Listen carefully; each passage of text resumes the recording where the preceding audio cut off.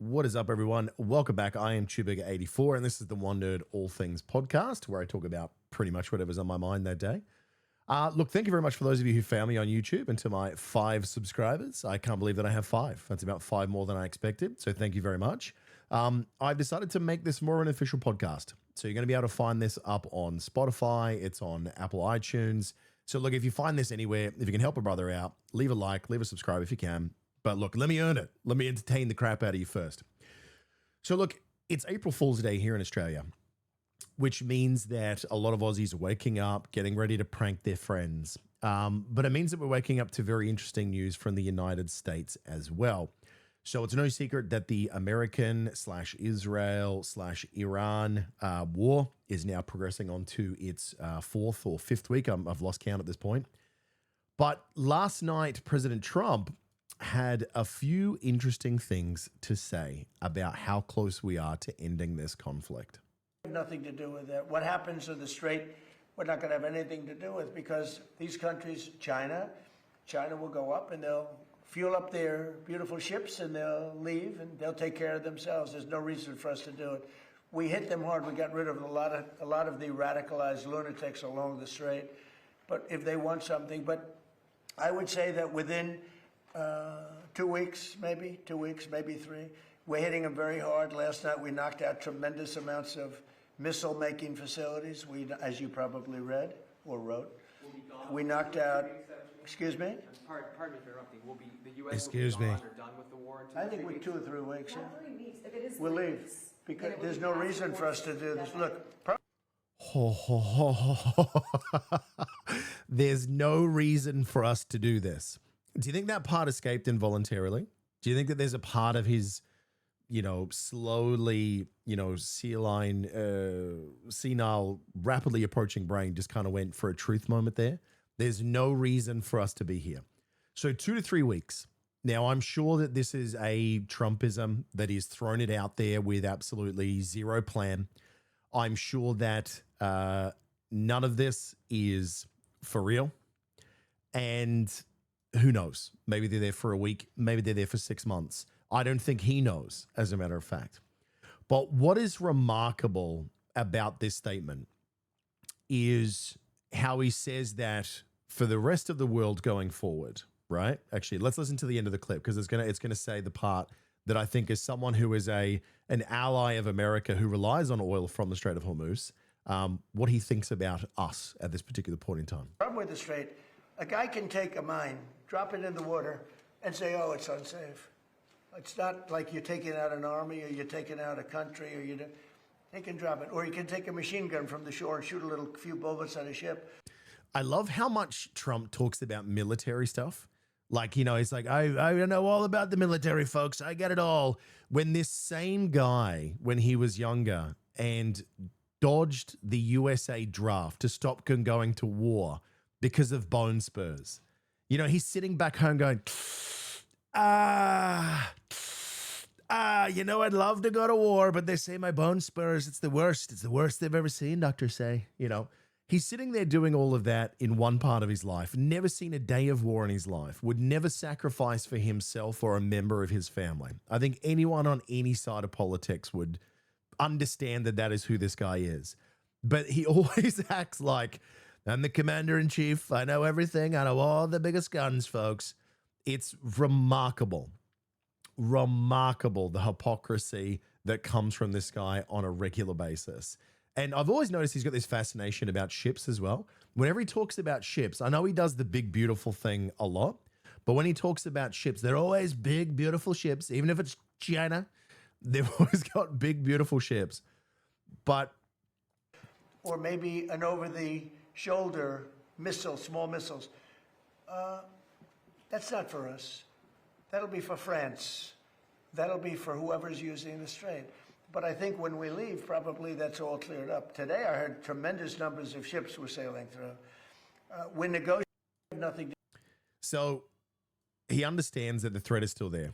He said it's not like, a guy puts one mine in there and then suddenly it's all unsafe, right? Everyone's overreacting. Then why don't you send one of those 2 or 3 carriers that are parked off the coast, send a bunch of frigates up through that channel and do it? If it's so easy and so safe, bud, Why don't you get on up there and do it? Right? But the attitude and the way that this guy and the American political infrastructure sees the rest of the world, their allies right now, nothing shines through brighter in that statement. Okay? What he just said to us is, we created this problem, but now it's all yours, right? You didn't come and help us. I know he carried on this with interviews later on. But the essence is he says that it is NATO and other allies that didn't come and help, that we didn't do our part in this essential war to de-nuke a nation that never had nukes, to get rid of all of the ballistic missile systems of Iran, which they obviously very clearly have right now. Just ask people in Israel. And he says that they've changed the regime, right? He basically said that they've changed the regime from one guy to now what is probably a significantly more hardline version of that guy in his son, who, as I said on the episode last week, lost his father, his wife, and at least one. There's reports of possibly both of his kids as well. This is not going to be a guy that's willing to negotiate, right? And we'll talk about the possible implications of what a US pullout could look like, right? Because there are a lot of different ways that this could go. But I tell you, there is one person right now that, with the threat of the US pulling out with no resolution from the Iran war and out of the Strait of Hormuz, there is only one international expert that I want to hear from right now on this topic, okay? If there is anyone that knows what we can expect about Trump's pullout game, it is Stormy Daniels. Okay, Stormy, you are the hero that we need right now. I'm not sure where on the internet you are or in the United States, but the world needs to know what is going to happen here. Now, is this Trump promising that he's going to pull out, but then he actually stays in there? He's like, I'm going to finish in here after all. Or does he lay back disappointed with a bunch of spent missiles all across his tummy? I think the world needs to know, Stormy. So, Stormy, we need you, right? And if we talk about the pullout game of the US president, I mean, the dude's got 5 kids across, is it 3 wives? I don't know. It's getting in that much in depth into Trump's personal life, frankly, makes my balls itch. I don't think I want to, but I don't think I'm going to trust relying on the future and safety of this planet to the pullout game of President J. Trump. I just don't. I don't. There is an insane amount of possibilities about where this could go. Now, before I mention Afghanistan, I know that if I said I'd landed this on Trump's doorstep, I know that Biden was the one that led to the disastrous pullout of Afghanistan after they went around and messed up things there, after they did the same thing in Iraq, after they've done the same thing in Libya, after they've done the same thing in Syria.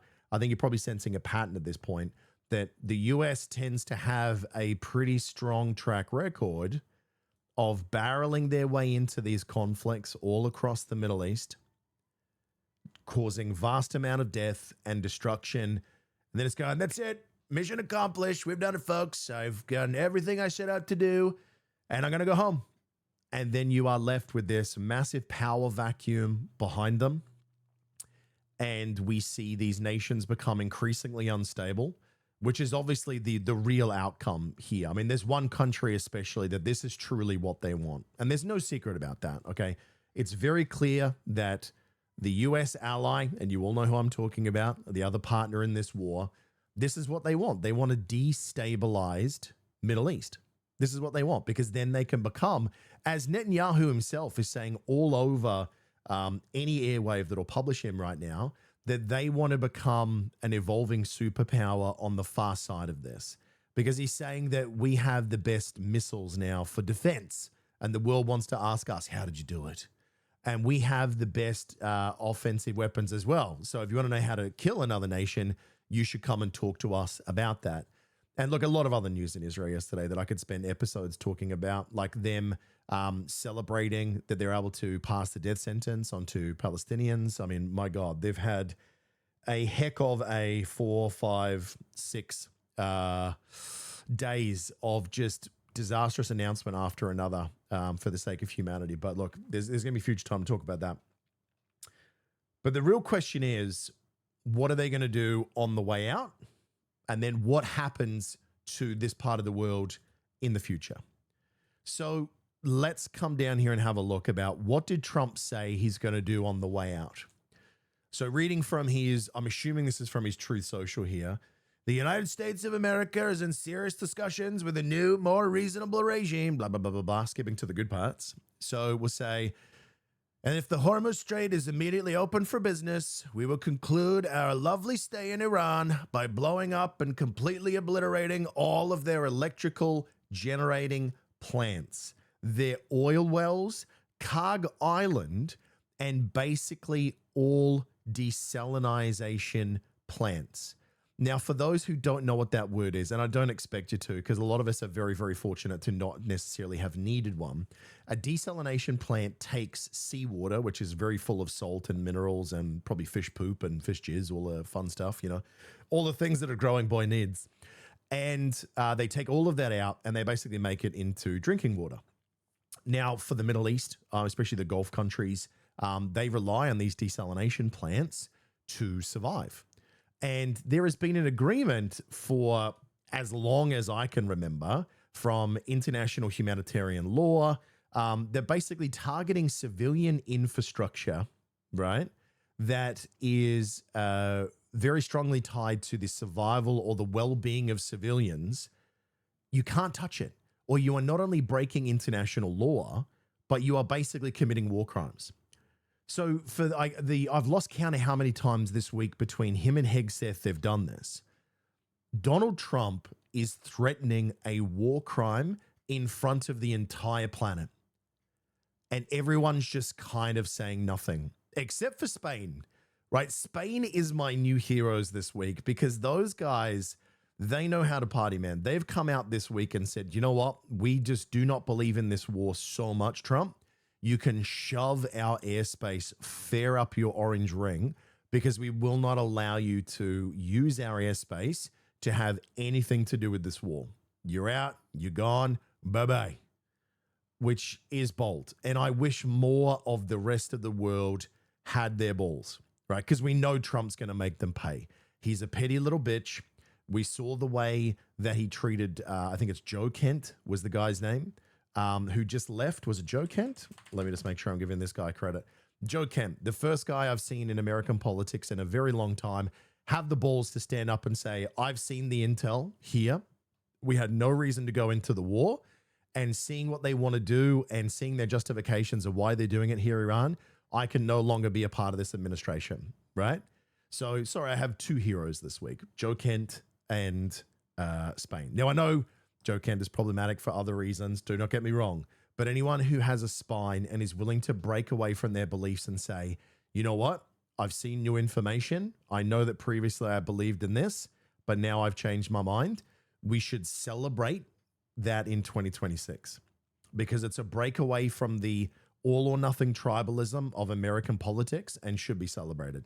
So Spain and Joe Kent basically saying, screw you, we want nothing to do with your illegal war, makes both of those actions heroic in my book. And I feel sorry for both of them because I think we both know that the American political war machine is going to go after them. But the reality is America, while they sit there and with their partner over there in the Middle East and they say, Iran's committing war crimes, right? But I have no doubt that that's possibly true with some of the evidence we have about maybe the cluster munitions in Israel, if that is true that there are civilians being hit. And it's hard to know because much like Iran, Israel also has a blackout right now that you're not allowed to publish anything about the war. You're not allowed to show footage of the skyline when missiles are coming in so that you can actually show the real damage. There's no way to really know on either side what the true casualties are or what the true reports of hitting civilian infrastructure are. But there is certainly some points of evidence, right? Because we've seen it in the GCC countries, that there is some civilian things being targeted. So I have no doubt in my mind that both of these ones are doing it. But Trump is out here now, and this is where it's different from the schoolgirls incident. That may have been an accident. There's rumors of an AI targeting agent was allowed to select this school accidentally as a military target, and that's why they took it out. Trump is announcing, right? This is premeditation, right? In a court of law in the US, isn't this how you get bumped up to murder one? That you're proving that you knew you were going to commit this crime and that you'd planned it? Trump is announcing war crimes on his way out. He's like, we've created this massive problem for the rest of the planet by creating, there was no issues with the Strait of Hormuz and the flow of oil through the world before the US went in there with Israel. Now there is a problem. And now he's saying, this is the rest of the world's problem. And if you wanted this problem fixed, you should have come down and helped us fix the problem that we actually made. But then now that this problem doesn't really affect us as far as we're concerned, because we have enough oil, we're good over here, fam. We're actually great. I'm just gonna scoot off home now. Is that cool? That's the attitude of America. Now I could only imagine what it must feel like right now to be one of the GCC nations, to hear that announcement today. Right? What does that say, right? They have created these retaliatory strikes in the GCC nations by launching attacks from there into Iran.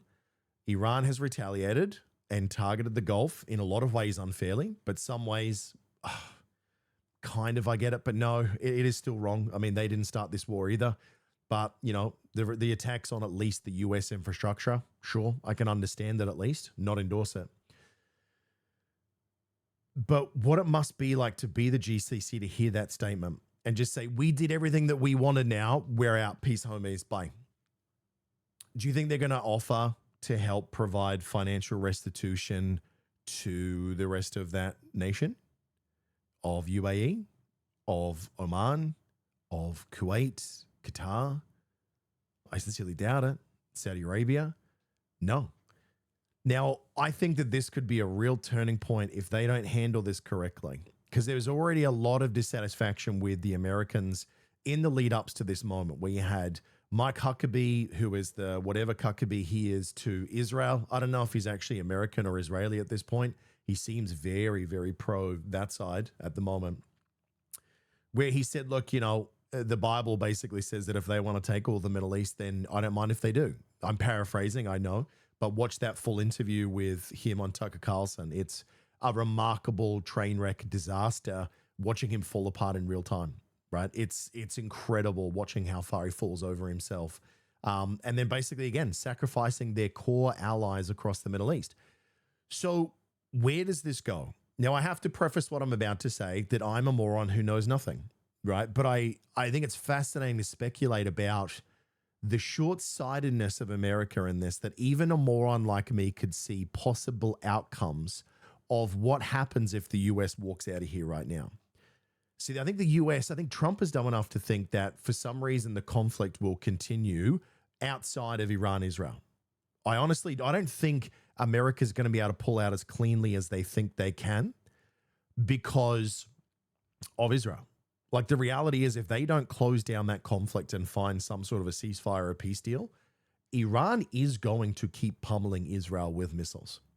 And eventually it will get to a point where I think we will see a flip, where you'll see far more incoming fire into Israel than you will going out to Iran. Because if they don't have the support of the US, and again, I can't see that happening. I cannot see America walking away from Israel on this. I think they'll let them hang. I don't think they'll let them hang.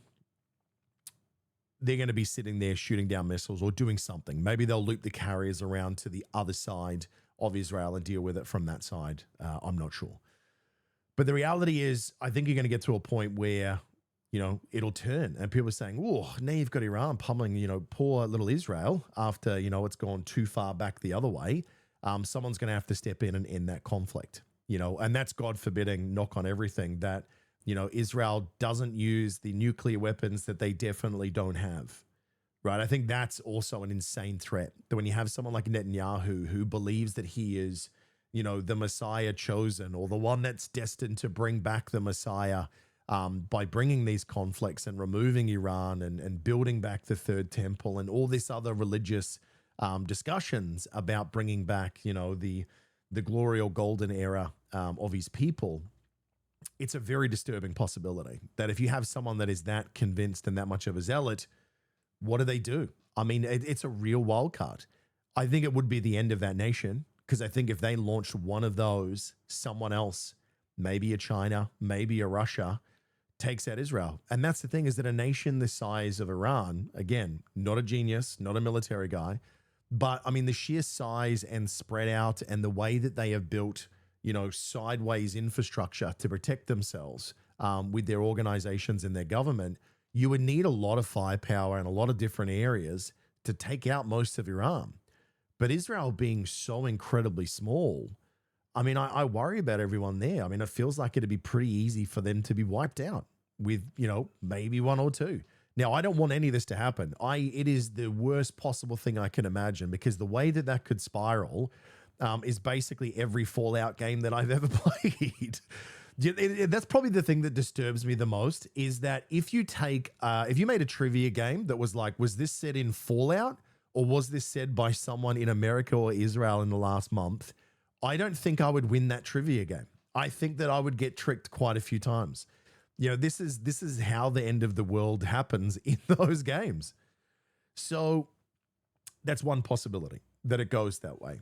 But what about the rest of it? Like, they may stay at war, those two nations, but what does everyone else do? And I think that Trump thinks that everyone's going to come running to the US and say, please, sir, yes, sir, can we have some oil, sir? When I don't know that everyone's going to do that for the long term. They might now while we need it, because I mean, Australia right now, we are fucked, right? In every possible way, we are fucked. We are laid out, non-consensual. It is rough down here, and it's going to get a lot worse, right? There's a lot of talk about possible lockdowns coming. They've just reduced the excise tax to be able to bring down fuel a little bit in a couple of weeks' time. But the reality is we need someone to send us fuel. There's stories that China have now canned their recent shipment of jet fuel coming down to us because they need it for themselves. It sucks. I kind of get it. Everyone's, fighting for their own right now, but, we're one of the countries that actually stands to get incredibly screwed like this. So look, maybe we have to buy something from the US in the short term. Maybe a lot of people do as well. But I think Trump expects that the rest of the world's going to come to him and, sort things out for the Strait of Hormuz that way, but they're not. I think that the rest of the world will negotiate country by country, or maybe as blocks like Europe might, and make their own deals with Iran. I think they will. I mean, we've already seen that happening with Japan. We've seen it with China. I believe Russia and a few other nations as well have been allowed to go through the Strait of Hormuz. India, Pakistan, maybe as well. They've already made deals and they've paid them fees to open the door and let them through the gate. And that's worked out well for those countries. They're probably not happy about this little tariff, but let's be real, not the first tariff they've had thrown their way this year. What could happen here is that if going forward, Iran now gets a piece of every drop of oil that moves through the Strait of Hormuz, the US could have accidentally created them into a far more impactful regional power. Like, instead of trying to destabilize and depower in this 15 to 20 year number that he throws out, that we've blown up so much stuff, it's going to take them 15 to 20 years to rebuild, folks. We blow up all their planes, so their boats. They, with an incredible injection of oil money, stand to rise. So does China. So does Russia. And then we get into discussions about, sanctions. See, at the moment, you can't really trade with a lot of those countries. So Iran and Russia, heavily sanctioned countries, right?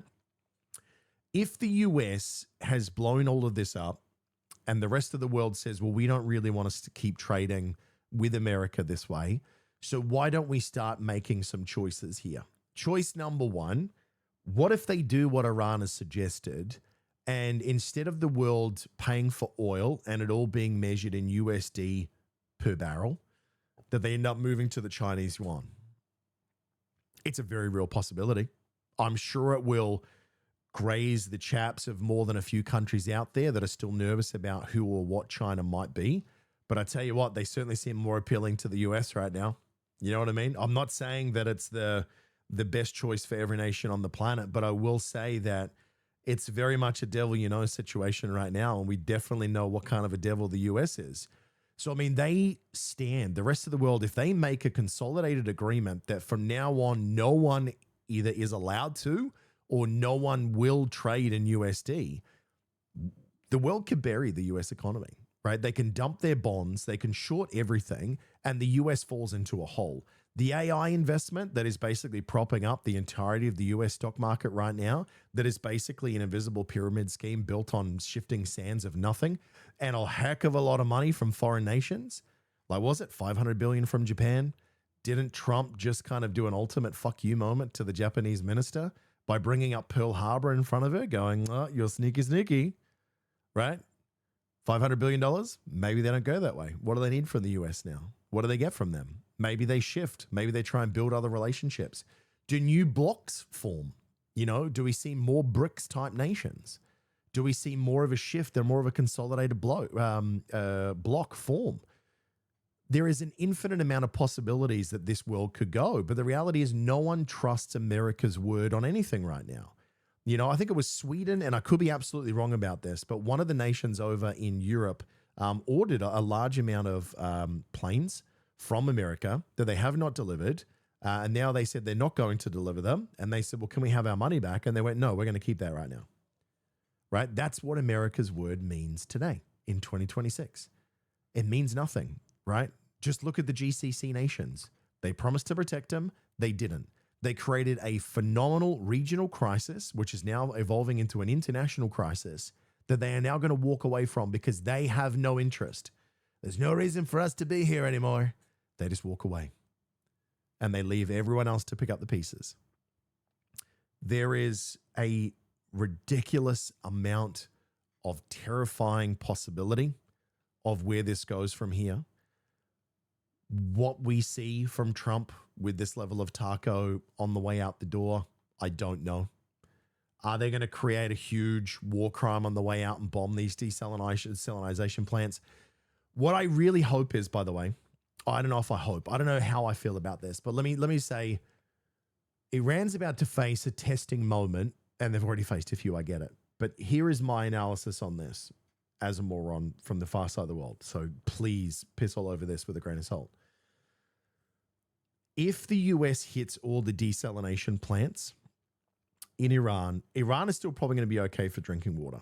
It'll definitely hurt. There'll definitely be some regional areas that would be impacted by it. But overall, because of where they are with water on both sides of the country, with other allies and pipelines that have already promised them support if America is not there, they're going to be okay. Now, what have we seen all the way through this conflict? When Israel and US do something to Iran, Iran does that to the GCC. Okay? They make them pay. Someone hits oil in Iran, they hit oil somewhere else. Someone hits their power plant, they hit a nuclear power plant in, you know, Tel Aviv or I can't remember, it was Haifa, maybe it might have been the city in Israel. Or the GCC. So what I'm curious to see, and I guess this will be a test of Iran's character, right? And I mean, I know that they are not the shining lights of morality. No one is saying that. We know that there have been persecutions of their own people. We all know this, right? They are not the good guys, but definitely are not the US or Israel either. But I think that they're going to have a moment to show who they are. And I truly hope that they take the foot off the gas the way they did last year. Because give them praise whether you like it or not. Last year, when they were hit during negotiations in Qatar, and then the airstrikes were made on Iranian soil, they could have done what they're doing now to the rest of the Middle East. But they showed an incredible amount of restraint by coming back to the region and saying, look, we're going to show a show of force right now. We're going to put a bunch of missiles in the air, shoot them down before they hit anything. And they did that, and they stepped down. The only reason we did not see a war break out this time last year, or maybe, sorry, later, maybe September last year, was purely because Iran stepped down. If the US, on their way out the door, blows up the power plants, blows up the desalinization plants, or desalination, I'm putting zation in because it sounds sexier in my mind. If they hit these civilian infrastructure, I truly hope that there is a sensible voice in Iran somewhere that says, okay, the US is gone. That was a dick move, but we're only going to punish Israel for that one, right? The person who's actually in the war. I think that if they don't retaliate against the rest of the GCC, when Trump does that on the way out the door, committing that war crime, it remains their war crime rather than Iran doing it too. And then that becomes the story that the US can say, see what they did? As soon as we left, they did this disaster. They committed these atrocities, right? They would give the Americans everything they would need to tell that story back home. and then kind of authorize whatever they wanted to do afterwards. I think there's a real opportunity for Iran that if the US pulls out this way, even if they do shit on the way out, which I hope they don't for the people of Iran, because civilians didn't ask for any of this in any nation, guys, right? You can love or hate a country. Innocent civilians never deserve to be targeted or killed. And I think that the threats that have been made by the American president and bitch Hegseth are absolutely horrendous. But Iran could turn a corner and show the GCC, hey, now that America's gone, we didn't touch you. We fucked up. We made some mistakes. And we used you to inflict damage to make them leave. We are so sorry about that. And I know that's not going to mean a lot for a long time.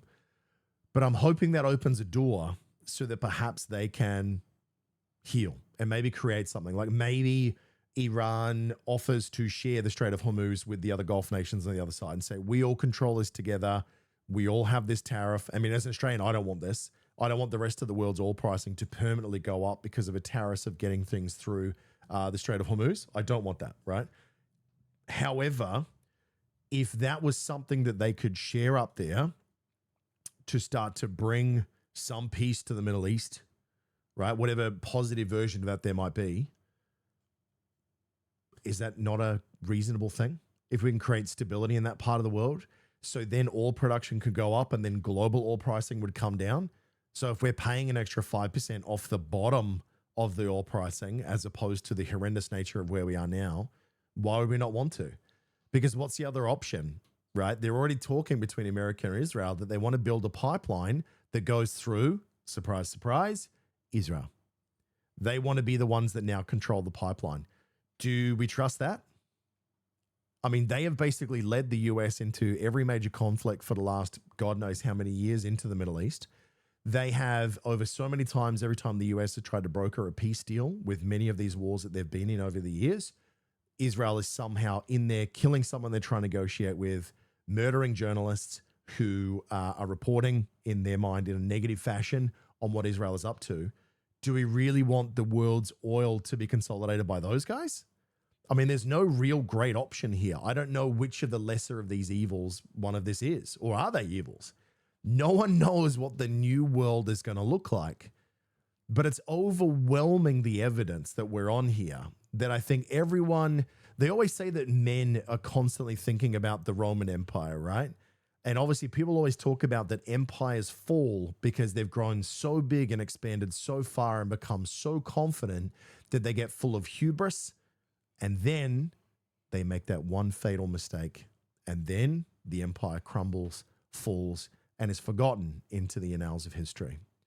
It does feel like this right now, if Trump plays this out the way that he is saying, whereas we have created this disaster, we have murdered and slaughtered civilians in the process, we have done it and insulted every major ally we have, and now we're just going to go home because we achieved everything that we wanted to, even though there is no metric of success. Yep, they blew up some boats, they blew up some planes, they blew up some missiles, but there is still a Khamenei in power in Iran, same as before. They still have missiles. They can choke the Strait of Hormuz. The main problems of why they said they want to go in there are still there. They can argue the nukes thing, but between Tulsi Gabbard's intel briefings last year, between Joe Kent's reporting that there was no intel to suggest that they had nuclear weapons whatsoever, for the American president's own mouth and all those other buff heads that are over there as well, saying we destroyed all of this last year. So even if it was real last year, we got rid of it all, right? You don't magically refine and recover that much uranium or plutonium. I don't know which one it is. I'm just putting out aniums. You don't replenish that in that period of time. It just doesn't happen.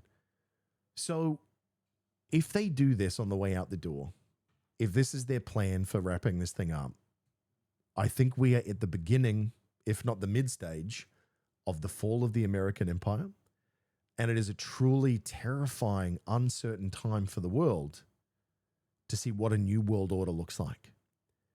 Do we become united as a people across the planet to say that what these two countries have done and shown that they can upset the balance of the entire world just with this 1 month of conflict? Do we ever want to see this again?